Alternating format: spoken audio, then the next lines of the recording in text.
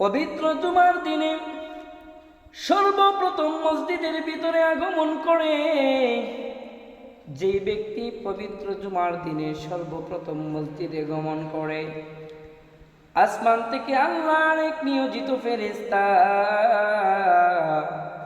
ওই জামে মসজিদের দরওয়াজায় দাঁড়ায় থাকে।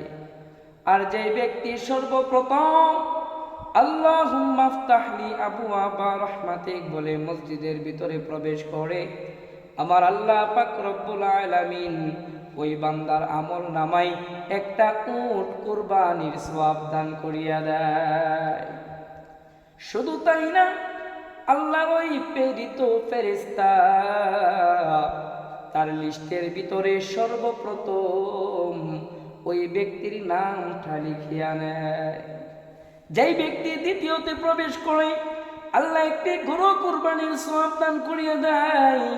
যেই ব্যক্তি তৃতীয়তে প্রবেশ করে, আল্লাহ পাক রব্বুল আলামিন একটা বকরির সওয়াব দান করিয়া দেয়।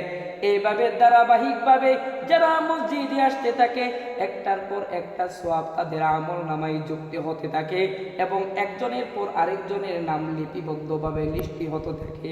অতএব আমরা যারা দেরি করে মসজিদে আসি, বয়ানের পর মসজিদে আসি, খুতবাটুকু শোনার তৌফিক হয় নাই, আজকে থেকে আমরা ওয়াদা করব, আগামী জুমা থেকে আমরা চেষ্টা করব আমরা যেন সবার আগে আগে মসজিদে গমন করতে পারি।